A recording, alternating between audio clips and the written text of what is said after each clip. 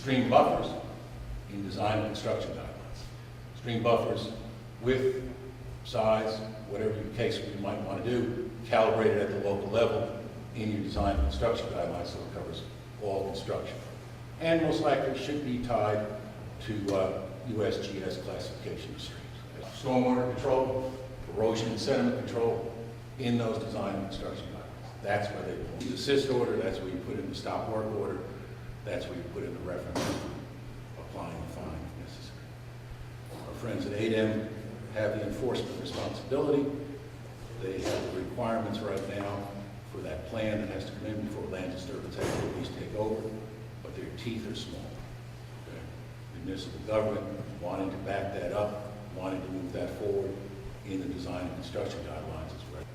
Flow of that then, master plan, so you have something that the community has agreed to, set a standard, a vision, concept, what you want that community to look like down the road, 20 or 30 years.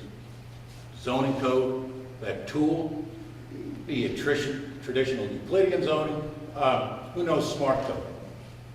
Nick, you gotta raise your hand. Smart code, the latest trend in zoning, very good. It combines both form and use.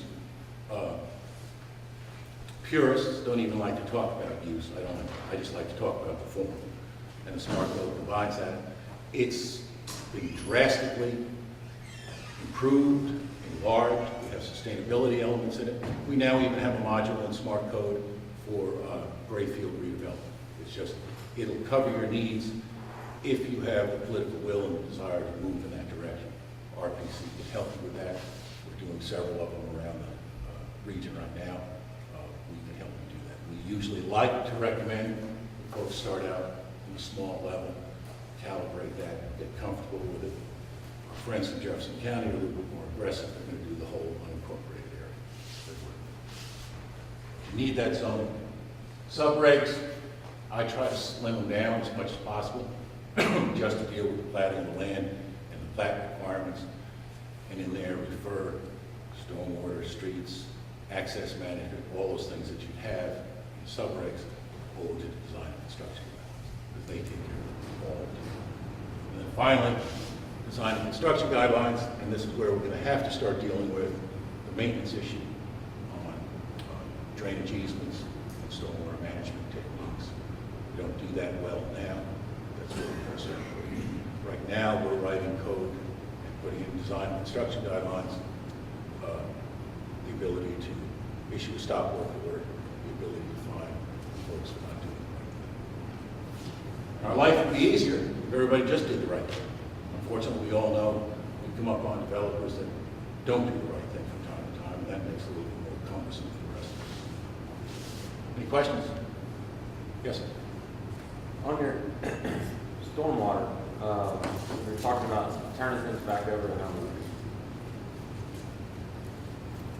You know, there's no teeth there, because if the homeowners association says, I'm not going to do it, we're not going to clean out the detention pond, we're not going to vacuum the permeable pavement, whatever, then there's no recourse on that. That's why in that planning process, we usually, most code written, lets those covenants that run with that property come in with that final plat. Move that up to when you're looking at a layout plan or preliminary plat, and you've got to sit down and review those covenants and discuss that with the developer at that point. You're right. And you know, what I see is the developer's long gone. You've got homeowners associations that been around 15, 20 years, and they don't know anything about their detention pond. They don't even have a set of plans on it. They couldn't tell you the last time it was cleaned out, but you know, X, Y, Z. Do you think it's possible we could get to a point where, for a new development, if the control of the stormwater pond is going to be given back to the homeowners association, if there's a bond or a letter of credit that has to be posted that the city could draw down on in case they have to come back and do that maintenance on that pond? And the only bond, based on personal experience and folks that I've discussed this with over the years, would be cash. Okay? Yeah, I mean, From the city at the time, but that's a distinct possibility. Someone asked about tax incentives. I don't know if they come from the state, but within that 5% mill that every city can assess, or within their, for commercial development, possibly within that sales tax that they collect and on their property tax, there would be an opportunity there to offer that tax incentive. Because long-term, that's going to keep the city's cost down. It's a deliberate conversation, it's a deliberate conversation that we need to have about that issue. Because you're right, homeowners associations are not the best place for that to rest. Design elements, the color of the mailboxes, they do well with it. Okay, paying the light bill, keeping up the signs, they do well with it. Okay? But I have more problems going into more small towns where, the Redfern subdivision, the roads are just falling apart. The homeowners association was left with the responsibility of doing this. It was a private drive. These poor rascals bought these lots and they didn't know. The street lights, the city's not paying them. You're supposed to be paying Alabama Power for those ugly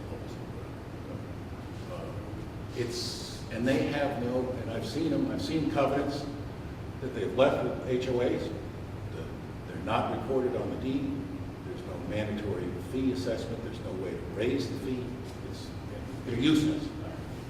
We have to put, if we're going to rely on that, we're going to transfer that power. There has to be as much thought put into residential HOAs as has been put into condominium association, which is a lot stronger, a lot more restriction. A lot more thought has gone into condo association covenants than has gone into residential.